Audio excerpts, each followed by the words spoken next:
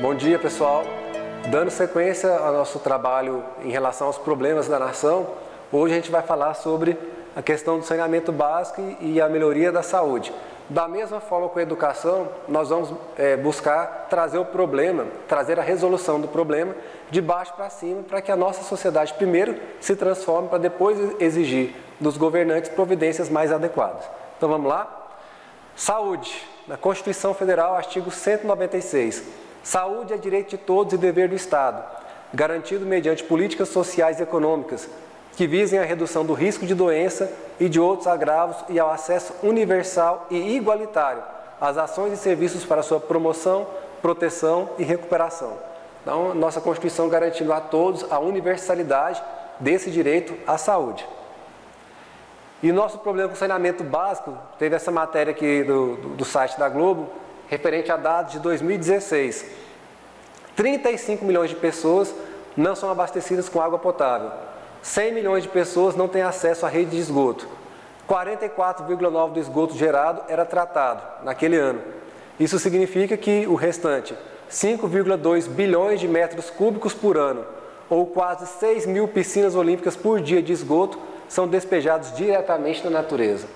Isso causa danos ambientais gravíssimos e, evidentemente, que também repercute na saúde coletiva de todos nós brasileiros, né? Mas a gente vai ver também que, além dessas questões externas, né, de falta de saneamento básico, né, e outros problemas de contato com fatores patogênicos, há outras questões que interferem na questão da doença e da saúde.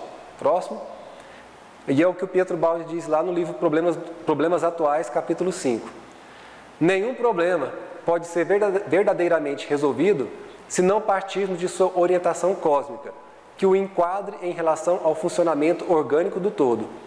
Portanto, não é de estranhar que possamos achar as causas remotas dos estados patológicos em crescimento nas condições espirituais no mundo de hoje. Então, o problema é das condições espirituais, é a causa remota, né? A causa primária, por assim dizer, da doença e do processo patológico é a falta de condições espirituais adequadas. E, para manter o estado de saúde, é necessário que todo o mecanismo físico e espiritual de nosso composto humano funcione em harmonia com os princípios das leis que regulam a vida. De acordo com o conceito unitário da vida, a medicina somática e a medicina psíquica deveriam colaborar. Deveria o médico ser também um sacerdote do espírito.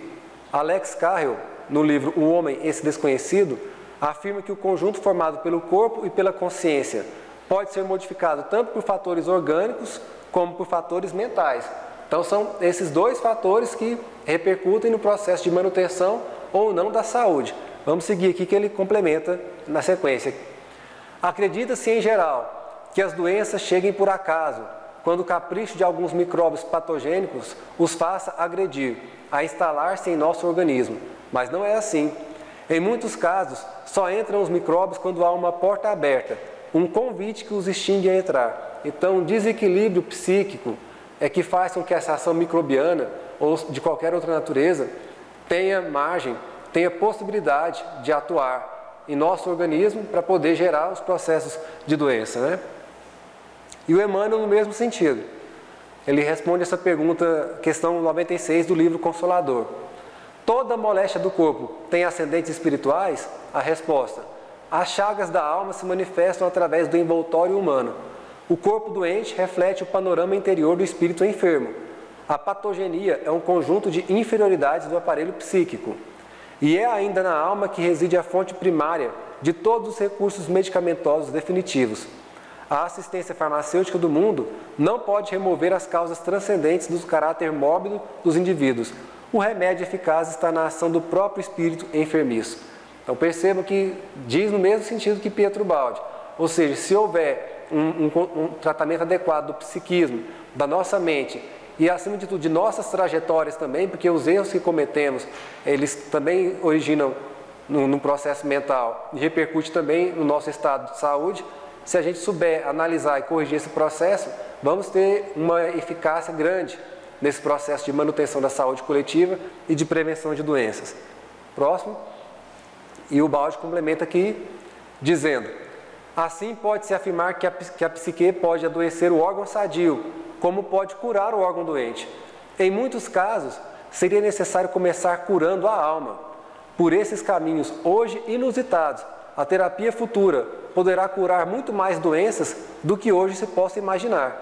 Mas isso não exclui que, paralelamente, a nova ciência sutil das ondas e radiações, com ela mesma se vai encaminhando para o reino do Espírito, possa achar a estrada que beneficiará e salvará tantos pobres seres sofredores. Então, uma coisa não exclui a outra.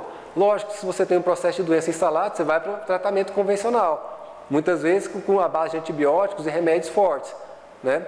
Mas o ideal é que seja um tratamento abrangente, um tratamento universal, de síntese, que comece uma terapia lá de viés psíquico e só em casos extremos chegasse à utilização de medicamentos e medicamentos com doses fortes, né? Nos casos mais graves mesmo, já quase em estado terminal, talvez.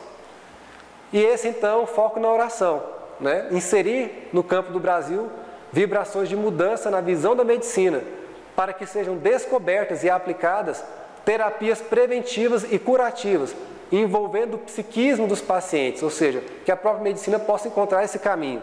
E, como cidadão, inserir no campo mental coletivo dos brasileiros a visão de que devem manter o devido cuidado com o psiquismo a fim de evitar e tratar doenças. Se a gente conseguir chegar nesse estágio aí, boa parte, até das epidemias mesmo, que hoje existem no país, será reduzida bastante.